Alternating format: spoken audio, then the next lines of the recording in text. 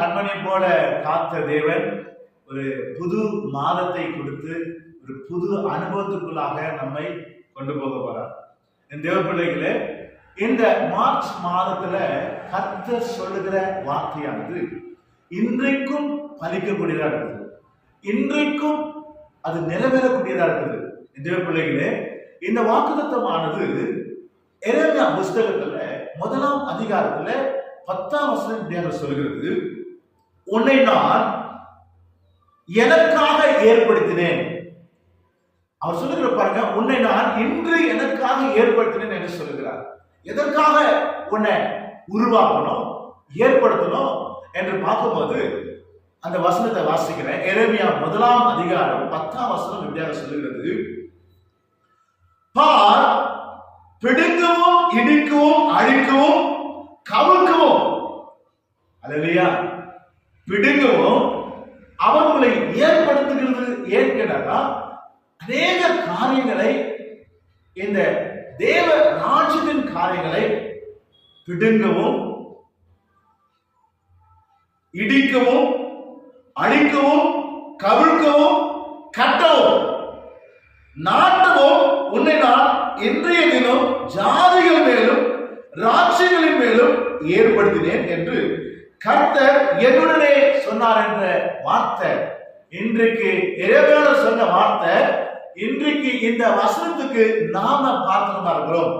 இதை யார் கேட்கிறீர்களோ, தேவன் அவருடைய ராஜ்யத்துக்கு உங்களை தூண்களாக ஏற்படுத்தி அநேக இந்த உலகத்தின் அதிபதியின் கோட்டைகளை அதை இடித்து போடவும், அநேக ஆத்துமாக்களை அவருடைய ராஜ்யத்துக்கு அறுவடை செய்வோம், அவருடைய ராஜ்யத்தை கட்டவும் அவர் இன்றைக்கு உன்னை ஏற்படுத்துகிறார். அல்லேலூயா, அவரை உருவாக்குகிறார்.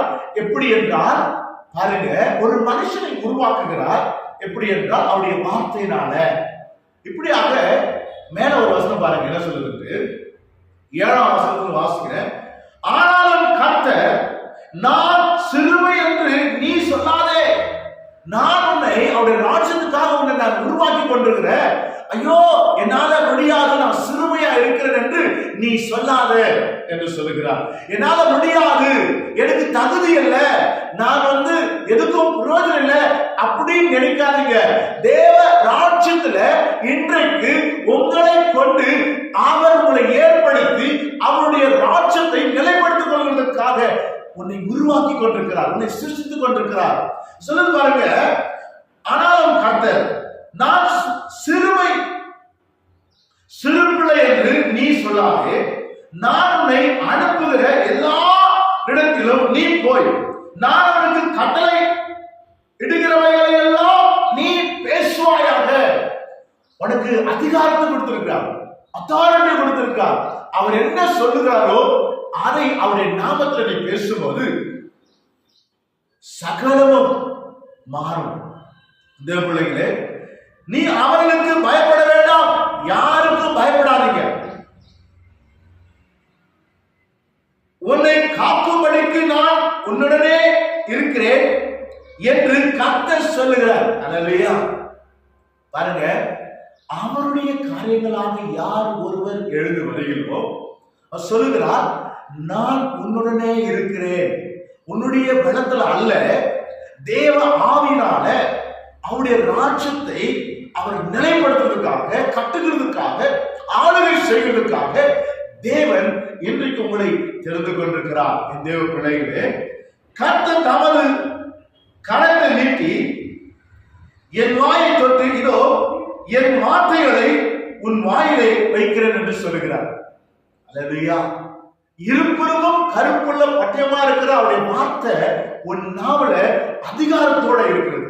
அந்த அதிகாரத்தோட நீ எழும்பு புறப்படும் போது கர்த்தர் உன்னோடு கூட இருக்கிற தேவன் அவருடைய ராஜ்யத்தை கட்டுகிறதுக்காக இன்று உன்னை ஏற்படுத்திக் கொண்டிருக்கிறார். என் தேவ பிள்ளைகளே, எரேமியா தீர்க்கதரிசிகிட்ட 18ஆம் அதிகாரத்தில் இப்படியாக சொல்லுகிறார். எரேமியா சொல்லுகிறார், எரேமியாவே, என் ஜனத்துக்கு நீ சொல்லக்கூடியது என்னவென்றால், நான் கொடுக்கக்கூடிய மெசேஜ் வார்த்தை என்னவென்றால், போ, குயவன் வீட்டுக்கு போ, அங்கு நான் உனக்கு வெளிப்பாடு கொடுக்கிறேன்னு சொல்றாரு. ஒரு குயவன் வீட்டுக்கு போனாங்க என்ன வெளிப்பாடு கிடைக்கும் பார்த்தாக்கா, ஒரு குயவன் மண் பாண்டத்தை மண் எடுத்து கற்களெல்லாம் எடுத்துட்டு அந்த மண்ணை பிசைஞ்சு அந்த குயவன் செய்கிற அந்த சக்கரத்துல மண்ணை வைக்கிறார். இதை எல்லாமே பார்த்து கொண்டிருக்கிறார். அந்த மண்ணுல ஒரு பாத்திரத்தை உருவாக்குறதுக்காக வதைக்கிறதுக்காக வரைஞ்சிட்டு இருக்கார். ஆனா ஒரு பாத்திரம் வரல. அப்போ அந்த குயவன் அந்த மண்ணை திரும்ப எடுத்து பதமாக்குகிறார். பதமாக்கி திரும்ப வச்சு ஒரு பாத்திரத்தை உருவாக்குறார். இந்த காரியத்தை இறைவனுக்கு மெசேஜா கொடுக்கிறார். என்னவென்றால், என் ஜனம் முடியாதவர்களா இருக்கலாம், அறவழியா இருக்கலாம், பலவீனமா இருக்கலாம், ஆனால் அவங்களுக்கு போய் சொல்லு, இந்த மண் பாண்டத்தை மறுபடியும் உருவாக்கி அது ஒரு பாத்திரமா ஆக்குறது போல நீ எதுல பலவீனமா இருக்கிறியோ உன்னை நான் உருவாக்கி உன்னை ஒரு பாத்திரமாக்கி உன்னை ஒரு பொருளாக்கி உனக்குள்ள நான் வாசம் செய்து கொண்டு உன்னை கொண்டு என் ராஜ்யத்தை கட்ட போறேன்.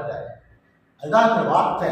பாருங்க, ஒரு ராஜ்யத்துல இன்னொரு காரியம் என்னவென்றால், ராஜ்யத்தை யாக்கோபு புஸ்தகத்துல எப்படியாக சொல்லுகிறது, 17ஆம் அதிகாரம் வசனம் 3ஆம் அதிகாரத்துல 17ஆம் வசனத்தையாக சொல்லுகிறது, பரத்திலிருந்து வருகிற ஞானமே முதலாவது சுத்தமுள்ளதாயும்.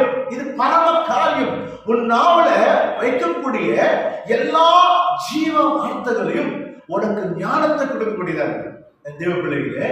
இது பரத்துடைய ஞான பிள்ளைகளே, இது பரத்துடைய ஞானம். பூமிக்கு ஒப்பான ஞானம் இருக்கிறது. ஆனா பரத்திலிருந்து வருகிற ஞானமே அது ராஜ்யத்தை கட்டும். பூமிக்கு ஒப்பான ஞானமோ பலனோ ராஜ்யத்துக்கு உண்டானது அல்ல. பரத்துக்கு உண்டான ஞானத்தை நீங்க பெற்றுக்கொள்ளுங்க. அவர் சொல்லுகிறார், நான் உன்னோடு இருக்கிறேன், உன்னை நான் ஏற்படுத்துறேன். எதற்கென்றால் ராஜ்யத்தை நிலைப்படுத்துவதற்காக. சொல்ல பாருங்க, பரத்திலிருந்து வருகிற ஞானமே முதலாவது சுத்தம் உள்ளதாயும், பின்பு சமாதானமும் சாந்தமும் இரக்கம் உள்ளதாயும், இரக்கத்தாலும் நற்கனிகளாலும் நிறைந்ததாயும், பட்சபாதம் இல்லாததாயும், மாயமற்றதுமாய் இல்லாதமாய் இருக்கிறார். மாயமற்றதும் இல்லாதமாய் இருக்கிறது. அல்லேலூயா. சுத்தமும் பரிசுத்தமும் பட்சபாதம் இல்லாத மாயமற்றம் இல்லாத என் தேவ பிள்ளைகளே, அவர் சொல்லுகிறார், மறுபடியும் சொல்லுகிறார், இன்று நான் உன்னை ஏற்படுத்துகிறேன். எதற்கென்றால் அவருடைய ராஜ்யத்துல நீ கட்டவும் பிடிக்கவும் நாட்டவும் தேவனுடைய இன்றைக்கு தெரிஞ்சு கொண்டிருக்கிறார். இந்த வார்த்தை கேட்கிறீங்க நீங்க. இன்றைக்கு யார் ஒருவர் இந்த வார்த்தையை கேட்கிறார்களோ இந்த வார்த்தை அவங்களுக்குள்ள நிறைவேறுது. இன்னும் பல வருஷத்துக்கு பிறகு இந்த வார்த்தை யார் கேட்கிறார்களோ அவர்களை கொண்டு அன்றைக்கு செய்து கொள்வார். என் தேவ பிள்ளைகளே, இந்த வார்த்தை உங்களுடைய வாழ்க்கையில அது ஜீவனுள்ளதா மாறணும். உங்ககிட்ட வைத்திருக்கிறது நாவல அவருடைய வார்த்தை வச்சிருக்கார். சொல்லுகிறார் பாருங்க, புஸ்தகத்துல இருபுறமும் கருப்புள்ள பட்டயம். அவருடைய வார்த்தை ஒரு நாவல் வச்சிருக்கார். எல்லா அதிகாரமும் அத்தாரிட்டியும் உனக்கு கொடுத்திருக்கிறார். உங்களை கொண்டு ராஜ்யத்தை கட்டுவார். எந்த மாதத்துல உங்களை உருவாக்கி உங்களை அவருக்கென்று உன்னை நான் எனக்கென்று உன்னை உருவாக்கி கொள்கிறேன் என்று சொல்லுகிறார். நாம அவருக்கு ஒப்பு கொடுப்பா. இந்த மாதத்துல உங்களை ஒப்பு கொடுங்க. கர்த்தர் உங்களை கொண்டு உங்க குடும்பத்தாரை ரட்சிப்பார், உங்க வீட்டாரை ரட்சிப்பார், அநேக ஜனங்களை ரட்சித்துக் கொள்வார். இப்படியான ஒரு ஜீவனுள்ள தேவன் உங்க நடுவில் வாசம் பண்ணுகிறார். செபிக்கலாங்க. இந்த மாதத்துல உங்களை ஆசீர்வதிப்பார். எங்கள் அன்பு இரக்கமும் நிறைந்த மகா உன்னதமான தேவகுமாரனே, இந்த பிள்ளைகளை கொண்டு நீர் இந்த உலகத்தை ஆளுகை செய்வதற்காக ஏற்படுத்திக் கொள்ளுங்கப்பா. உங்களுடைய ராஜ்யத்தை கட்டுவதற்காக ஒரு சில கூட்டங்களை ஏற்படுத்திக் கொள்ளுங்க. கட்டவும் நாட்டவும் பிடிக்கவும் அன்றைவரை ஸ்தாபிக்கவும் தகப்பனே ஏற்படுத்துங்க. இன்றைக்கு உங்களுடைய ஆளுகை எங்களோடு வரட்டும். ஆசீர்வதிக்கிற யாரெல்லாம் இதை கேட்கிறார்களோ அவங்களுக்குள்ள உங்களுடைய ஆளுகை இருக்கட்டும். அன்றைவரே உமக்கு நன்றி. என்றவரே துதிகான மகிமை எல்லாம் செலுத்துகிறோம். இந்த வார்த்தைகள் எல்லாம் நிறைவேறும். இயேசு வல்லமையுள்ள கிறிஸ்துவின் நாமத்தில் பிதாவே, ஆமென். God bless you. யாரெல்லாம் இதை கேட்கிறீர்களோ இன்றைக்கு இந்த வார்த்தை உங்களுடைய வாழ்க்கையில நிறைவேறும். கர்த்தர்களை மகத்துவமாக எடுத்து பயன்படுத்துகிறார். கர்த்தர்களை ஆசீர்வதிப்பாங்க. உங்களுக்கு பிடிச்சிருந்தா யாருக்காவது ஷேர் பண்ணுங்க, சப்ஸ்கிரைப் பண்ணுங்க. கர்த்தர்களை ஆசீர்வதிப்பார். இதுவும் ஒரு ஊழியமாக செய்யுங்க.